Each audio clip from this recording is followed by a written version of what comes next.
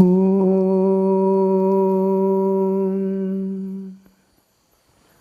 Tava Kathamritam Tapta Jivanam Kavibhiriditam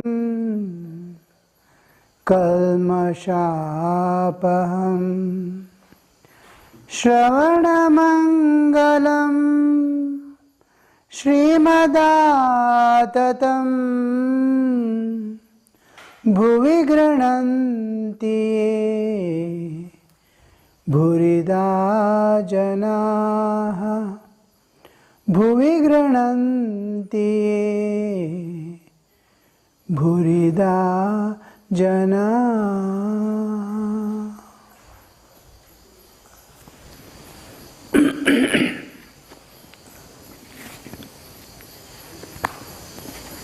We saw Sri Ramakrishna advocating the Bhakti Yoga for all general people who are on the path to perfection, because it is inward journey where you turn inward, look at your own self, and where in your core of your own being, from which is the pivot of all your three bodies, Sthula, Sukshma, Karana, on which the whole your physical system, the body-mind complex, is mounted upon. There you see the Lord being there, Lord of the universe, there's the 10th door within. So it is independent of the external world. You turn inward and divert your love to the source back. Love is expression, manifestation of your Atman. Love doesn't belong to creation, Srishti. Love is manifestation. Intellect belongs to Prakriti, nature. Buddhi, Manas belong to 24 cosmic principles. But heart, the core of man's being, the love doesn't belong to Prakriti, it belongs to Chaitanya.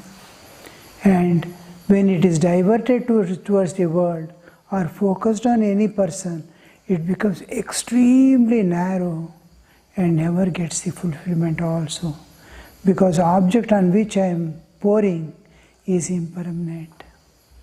I love a person, that person is not going to be there. My expression also is not going. And whenever it is there, as long as it is there, it has no freedom. I am going to love someone, it is not under its own control, it is under the vasanas. Now it is in one mood, next moment in some other mood. Sometimes I can talk, sometimes it refuses to talk. So such an object I am going to love. And love is, when it is universal love, it flows out in torrents. Similarly, that expansion is again at the cosmic level. Your again cosmic person is Ishvara only, Lord only. When your love becomes all-pervading, it pervades every jiva. You are able to love all beings. Your love has become universal. Then you are loving God in another form. He has become all this, all the jivas and the universe. His immanent aspect you are loving. So you are loving God indirectly if you love all beings. So Sri Ramakrishna is showing this path as an alternative for God realization, and in this you will go through the journey which is most enchanting, giving you absolute fulfillment at all levels of your being, from physical to your core of your being, all level, even in the emotional level, psychic level, bodily level, intellectual level, pranic level, all levels. When we go in Bhakti Yoga, we silence all these. Only intellect alone is taking. All others, I don't express my heart. Yesterday we saw that lady from US who has written the letter, how she searches for, and finally she sees that her heart is not satisfied. Years of practice of Buddhism. She says, I feel empty within because my heart is not satisfied. My intellect is totally satisfied, but heart remains empty. So that doesn't happen in case of bhakti. And there is a caretaker who is guiding you and who is unchallenged supreme authority of this universe. God is guiding you, God is holding your hand and making you walk. What more do you want? There won't be any insecurity, there won't be any fall when the Father holds you. But the unconditional surrender with absolute faith in the existence of God is what is expected of you. To have that faith, to live, be able to live everything, any moment in trust. Your trust, dependence will be tested at every moment. Do you really, when emergency comes, we immediately take recourse to our intellect, leaving the God there. I feel I am totally dependent on God, but something happens, I catch hold of that and leave. So that should not happen. Leave God and hold on to my intellect. Most of the times, suppose an accident happens, we immediately thought of God doesn't come. Every moment when emergency comes, I will see that I am more dependent on myself than on God. So here every moment your dependence is tested, your faith is tested, but He has to fulfill all His needs. What we can do is go on calling like kitten. Help me, help me. I don't have bhakti, I don't have faith. Give me. I am at your disposal. This offering, I am at your disposal, giving to His hand is an important act in Bhakti Yoga. In Bhakti Yoga, I need not have any qualification. Whatever qualification you want, prepare me for that. So he hands over himself to God in expectation of He transforming, because any amount of power, whatever great power is there within the universe cannot help us, because it's a part of universe. What is beyond universe alone can lift us. Just like a person who is drowning, another drowning person cannot save him. Both are in the same river, both are in the same flood. They cannot save it. One who is standing on the bank can lift. So that which is beyond the creation can take me out of the creation. He can make me enter the transcendental realm. So here, handing over myself entirely to Him, handing over to Him.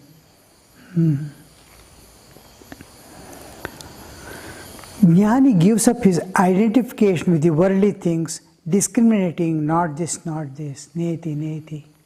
Whatever he sees, including body, the main thing is, this is not Brahman, I can say, that is not Brahman, I can say. Because I don't know what is Brahman also, but still I can go on saying, this is not Brahman, that is not Brahman. But when it comes to my own bodily existence, to deny it as a dream, in dream world, suppose you are in dream and slightly awake in dream, just like a tiger is chasing you, and this is not, if you just try to tell, you come to the waking state. In the same way, your struggle here, not this, makes you awake from this dream of the world. So that is the method they use. But denial is very difficult, because I experience. To deny the experience as unreal, as not being Brahman, when I deny this to be Brahman, I am denying existence, Satta, Satchidananda.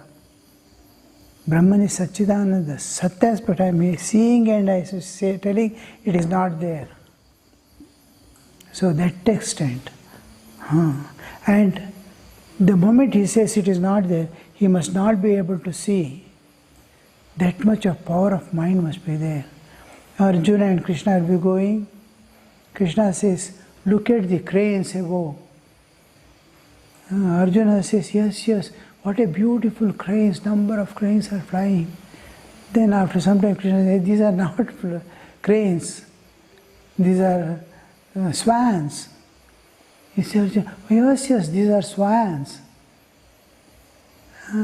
After some time he says something else. He says, yes, it is that. Because the faith in Krishna's words is, whatever Krishna is telling, he is seeing there. What it is, he doesn't know. He is not seeing what is there, but he is seeing what Krishna is telling because of the faith in him. So he is seeing that. When Vedantin, Advaitin, says this is not Brahman, he must not be able to see anything anymore, that object. Sat aspect is gone, Chit aspect is gone, Ananda aspect is gone. When I deny this to be Brahman. If I say this is world, this is not God, then world, the moment I say this is world, Sat aspect is accepted. I am able to see it. But whatever you see need not be real. In dream, whatever you see is, when you are experiencing also, it was not there. In dream you have experienced one tiger walking on elephant. And when you are seeing also, neither tiger is there nor elephant is there. You are seeing, you are experiencing. It need not be there. At the same time, what is there need not be seen also. God is everywhere. You don't see. Everywhere. That sense organ which is needed to see God, we don't have. God has to give that. Just like blind person, blind man, he says, what is light? He asks. You explain the light. He says, where is it? You tell it is here. He stretches his hand and, where? I can't see. He is not able to see. You tell it is everywhere. Light is everywhere. Then he touches everything and sees, where is that light? Because he doesn't have a sense with which he can see the light. So, we don't, suppose Bhishma or somebody says, I am able to see God everywhere. God is everywhere. I say, where is God? Here is God, is it? What is this? God is everywhere. I don't see. Because what sense organ he has, that I don't have. So when I grow that sense, like Krishna giving Divya Chakshu to Arjuna, Divyam dadami te chakshuhu. I will give you divya chakshu. You cannot see with this charma chakshu. That when he gives, when Swami was there, Shikshanandaji, was Pujari in the Belur Mat, Hitanandaji. He taught me some of this one. I went to him to learn anthra matrikanya, bahir matrikanya and all. Bhajnanandaji Maharaj did not teach me. He said this much is sufficient. When you go to training center, you will learn more. Now, spend every moment calling on God. Before you go to training center, you must finish attainment of purity. So give importance on that. Leave all this, they will train. Then after going to training center, I went to Hitanandaji to learn what is anthra matrikanya. He said, you sit. This is not necessary now. He said, look at the old Swamis there in the Arogya Bhavan, moving about. Once upon a time, they were great sadhus. They are here walking with a stick. Some are unable to walk also. You know what all they have done? They have built the Ramakrishna Math and Mission. Some were great orators, some were great writers. Now all are there in it.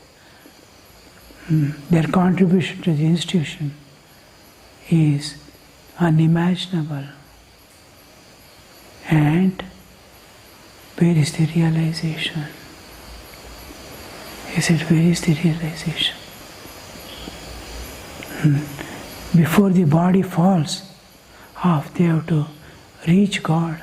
They must be able to say, yes, I have realized God. Purpose is done, I have become kritakritya. What is to be done has been done. Now they are all waiting for the kripa of the Lord. So see that before old age enters your body, you must finish up the task. Call on God day and night. I said, where is the anthra matrikanyas, bahir matrikanya? He said, in the class they will teach. And he had done Belur Mat Puja for 25 years, non-stop. Every day he was doing puja. With one mind, totally dedicated. He will not have any attention anywhere when he does puja. That much of dedication, that much of everyone used to enjoy his looking at his puja. You can see God, when he invokes Sri Ramakrishna, Yagacha, you could feel that Ramakrishna has come and sat to that extent. Then I asked him, he is honored by everyone, even President Maharaj. So I asked him, Swamiji, have you seen Thakur? Have you realized God? Did not say, ask her, have you seen Thakur? Because he has served day and night for 25 years, like a mother taking care of the child. Then I asked, he said, I clearly feel his presence with me at all times. No other thought enters my mind except Sri Ramakrishna, Sharda Devi, Vinayakanandaji. No thought comes. It is only they that move about in my mind and my heart. But I have not been able to see, because he has not yet given me Divya Chakshu. But I am waiting for it. Any moment he may give. I am waiting for it. At old age, he is that Divya Chakshu to see him. This is what we are aspiring for. That when will Lord give me, he has to reveal himself. I cannot discover him, because I neither know the path nor what it is, what that object is. So, if he reveals only, I can see him. Tena ya vranute, whom he selects. Tena labhyaha. He is available to one who is chosen by him. So we have to, but there is no injustice in God and nature. What you deserve will be given. You have to prepare yourself. Unconditional surrender means unconditional surrender. Handing over means handing over. No second thought, no. I simply told, and God believed, no. After some time, like that Karkad woman, in Karkad one woman was there. I might have told this story earlier. She used to give one mala of tulsi every day to Venkatramana. She had no obligations of any family or this, that. From early age she started giving, and nearly 40 years over, she has not missed even a single day giving mala to. She has to pluck tulsi from here, there, different houses and bring and make a tulsi mala and give. She used to do. And what expectation from God she will have? She was feeling, I don't want anything from God. Out of love I am giving. What we call nishkama karma, nishkarma seva. She was. And then one grandson she had, its parents had died. Nobody was there. She and that small child somehow came to her. She was taking care of that child. She and that child alone, a small boy, say about 4 or 5 years must be. So once he falls sick. Sick means suddenly every day he starts deteriorating, and he is almost on the deathbed, and everyone knows he is going to die. In those days, no doctors nearby. She has to go to some village, to some Jadibuti doctor, Ayurvedic. So she has to walk all the way, about 40 kilometers or so, to go. She takes a decision, tells the neighbor, just keep a watch on the child. I am going today. Morning she leaves. By evening she has to reach, take the medicine from there and come back. So she goes and reaches in the evening. By evening, running, and takes the medicine, started running back. Taking just a few hours. Whole night by morning she wants to be there.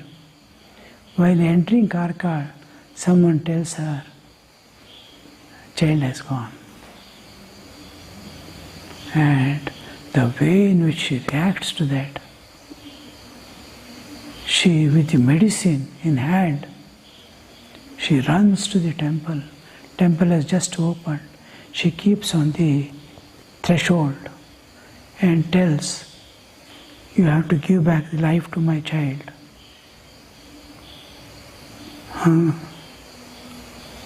I have served you for last 40 years.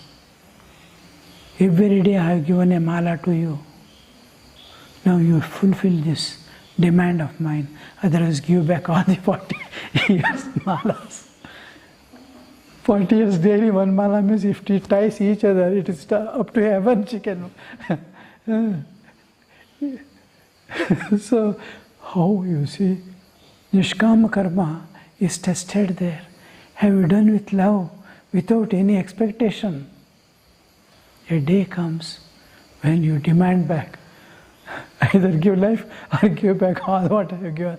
40 years of mala, fresh malas. Tongue, he has to give. Counting. 365 into 40. But how it comes, you see. So we will be thinking, I am doing totally for God, but it won't be there. Some remote desire, some internal. And Sri Ramakrishna says, you may be doing spiritual practices, but it is your innermost desire which is going to be fulfilled. Not what you are telling and expecting. If you have some other desire deep inside, I want God, first you have to eliminate that. Thakur, remove all desires from my heart. Make me serve all, love all, do my duties as an offering to you, and seek you alone. You have to give the responsibility of cleaning that inner desire also to Him. This is handing over oneself. You look at whatever I am at your disposal. Whatever you want, you can do with me. Whatever sadhana you want me to do, you get it done through me. So now it becomes if your telling is true, if your faith is clear, then God will take total responsibility of yours.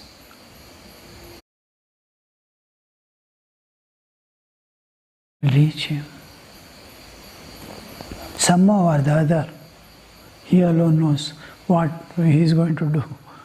But He will never go against the laws of nature. Fulfilling the laws of nature, He will see that you are Him.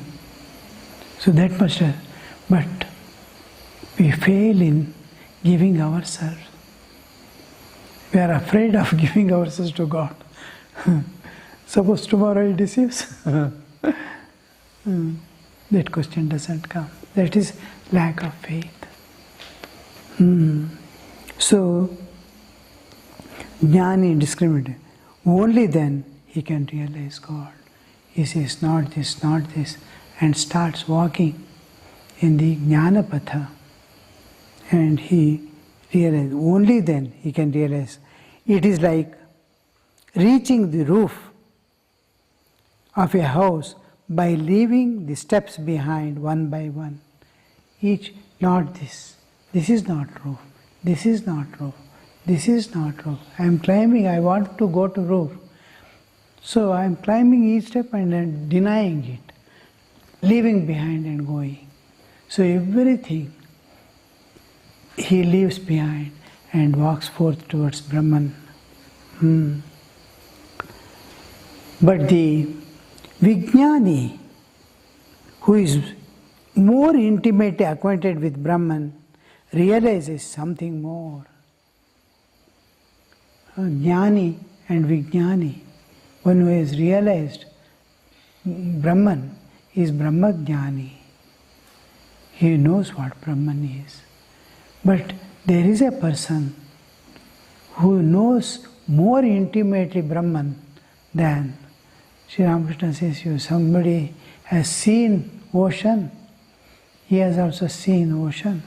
Somebody has touched, somebody has dived into it. So various ways of seeing. I have seen some person, Gandhiji. How much you have seen? How much of you have seen? Some have seen his body, some have seen his mind, some have seen his svabhava. Who has seen through and through what his karma is, what his pending vasanas are there, what work he has done, what was his past, what is he going to be future? We have not seen anything. A guru sees even his karmic load that he is carrying, the vasanas he is carrying. God alone knows what exactly He is. So, really Gandhiji, who is, what is He, is known only to God, not even to Gandhiji. He himself doesn't know what he is. We don't know what we are. What is inside, what is outside, what is my past, what is my future, nothing I know. So, to know Brahman, now suppose mother and child, husband and wife, they know each other more than anybody else. Mother always scolds. One boy was there in Hoshangabad. His mother, he used to tell some lie or something, or make up his words. The mother will tell, see, I have given you birth, I know what you are. I have seen every day you, मेरे सामने नाटक मत कर. How intimately I know. You what you know, don't know about you, I know, she will tell. So that kind, the Brahman, knowing Brahman, intimately, another person is there who knows Brahman intimately, he is called Vijnani. Om Shanti Shanti Shanti Harihi Om Tat Sat Shri Ramakrishna Arpanamastu.